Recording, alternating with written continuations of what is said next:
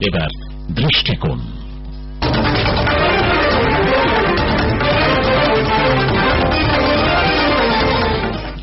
আজকের দৃষ্টিকোণে একটি কথিকা, সাংস্কৃতিক পর্যটন, কলমে রঞ্জনী চৌধুরী।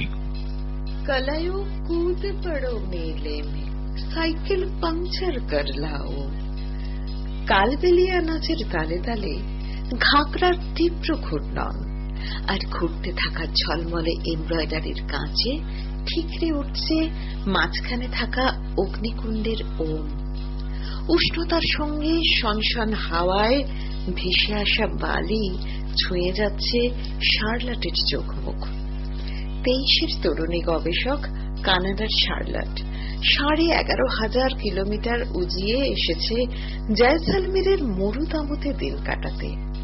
তার হাতে দাল পাকওয়ান আর লসুন কি চাটনি। মশলাদার খাবারের স্বাদ নিতে নিতে সে প্রৌঢ়া নৃত্যশিল্পীর মুখের বলিরেখায় রুক্ষ মরুজীবনের যাপন চিত্র খুঁজে নেয়।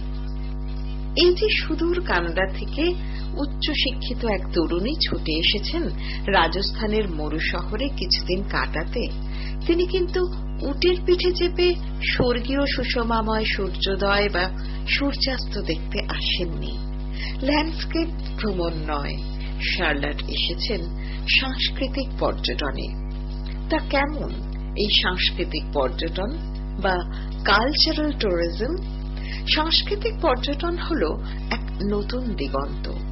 সারা বিশ্বের পর্যটকরা তাদের পছন্দের দেশ বা অঞ্চল বেছে নেন।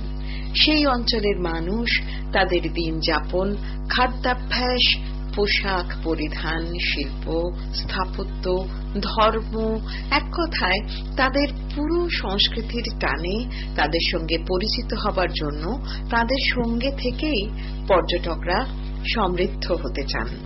তাদের উৎসব উদযাপন, তাদের দুঃখ বা কষ্টটুকুও সমান আগ্রহে পর্যটকরা বুঝতে চান। আর এটাই হল কালচারাল ট্যুরিজম বা সাংস্কৃতিক পর্যটন। Stay with them as they are. বলতে গর্ব হয় যে এই মুহূর্তে পর্যটন শিল্পে সারা বিশ্বে আমাদের ভারত 34তম স্থানে রয়েছে। অতি দ্রুত বাড়ছে পর্যটন শিল্পে এদেশের মান ও মর্যাদা।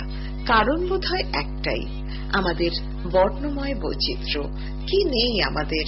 আমাদের হিমালয়ে আছে ধুধু মরুভূমি, উত্তাল নদী, জঙ্গল, অভয়ারণ্য, আছে রাজারাজরা তৈরি অপূর্ব সব স্থাপত্য, অসংখ্য মন্দির, মসজিদ, গির্জা, 3 দিক ঘিরে থাকা মহাসাগর আর বৈচিত্র্যময় বিশাল জনপদ। আর আছে মানুষ। আর তাই তো প্রতি বছর বিদেশি পর্যটকরা আগ্রহ নিয়ে ছুটে আসেন রাজস্থান, কেরালা, তামিলনাড়ু, উত্তরপ্রদেশ, উত্তরাঞ্চল, পূর্ব ও উত্তর পূর্ব ভারতের পথে পথে। এই সাংস্কৃতিক পর্যটনের শুরুটা হয়েছিল 2006 সালে বাল্টিক দেশগুলিতে ন্যাশনাল ইকোনমিজ ও ন্যাশনাল ট্যুরিজম ইকোনমিক্স এর অনুমোদন সাপেক্ষে। এই পর্যটনের আরো উৎস সন্ধানে গেলে দেখা যাবে একটি স্থায়ী অর্থনীতি, সামাজিক ও সংস্কৃতির মেলবন্ধন, সেই সঙ্গে শিল্পের বৈচিত্র্যময়তার মধ্য দিয়ে তার মান উন্নয়ন যেন সংরক্ষিত হয়, এই ছিল সাংস্কৃতিক পর্যটনের মূল লক্ষ্য, যা দিনে দিনে সারা বিশ্বে আরো উন্নততর হচ্ছে। কানাডার শার্লটের ছোট বোন জিনিয়া আর তার বয়ফ্রেন্ড থিও রাজস্থানে যায়নি। তারা গেছে ঈশ্বরের আপন দেশ কেরালায়। তারা ভালোবেসেছে আলাপ্পুঝা, মুন্নার, কুমারাকম, ফোর্ট কোচি, সঙ্গে কথাকলি, মোহিনীআট্টম, কুরিয়াট্টম। সেই সঙ্গে এদের খুব আগ্রহ আয়ুর্বেদ চিকিৎসা পদ্ধতিতে। আর এরা কদিন কাটাবে কেরালার বিখ্যাত ব্যাক ওয়াটারের হাউস বোটে। গ্রামীণ কেরালা তাদের সংস্কৃতি, পরম্পরা আর প্রাকৃতিক সৌন্দর্যকে সাংস্কৃতিক পর্যটনের মাধ্যমে কাজে লাগিয়ে যেমন ঐতিহ্য সংরক্ষণ করছে, পাশাপাশি স্থায়ী অর্থনীতিকেও অনেকটাই চাঙ্গা করছে বৈকি। আজকের দিনে একটা জিনিসের খুব প্রয়োজন, আর তা হল মাইন্ডসেট। সম্পদ আমাদের আছে, প্রকৃতি উজাড় করে দিয়েছে সব সম্পদ। এখন শুধু দরকার প্রকৃত কার্যকরী মাইন্ডসেট। চাইলেই এই সাংস্কৃতিক পর্যটনকে আরো নতুন নতুন মাত্রা দেওয়া যায় নিশ্চয়ই।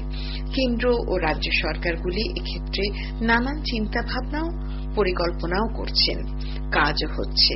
আমাদের পশ্চিমবঙ্গেও সাংস্কৃতিক পর্যটন প্রসারিত হয়েছে ছৌ, ডোকরা, কাঁথা, মুখোশ, টেরাকোটা, বাউল গান আর থিয়েটারের হাত ধরে।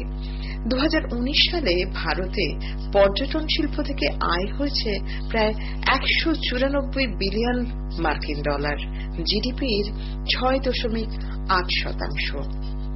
আর হবে নাই বা কেন? এদেশের মূল মন্ত্রই অতিথি দেবো ভব। দেবতার জ্ঞানে আজও গ্রামীণ ভারত অতিথিকে বরণ করে নেয়। এতে লাভ উভয়তই।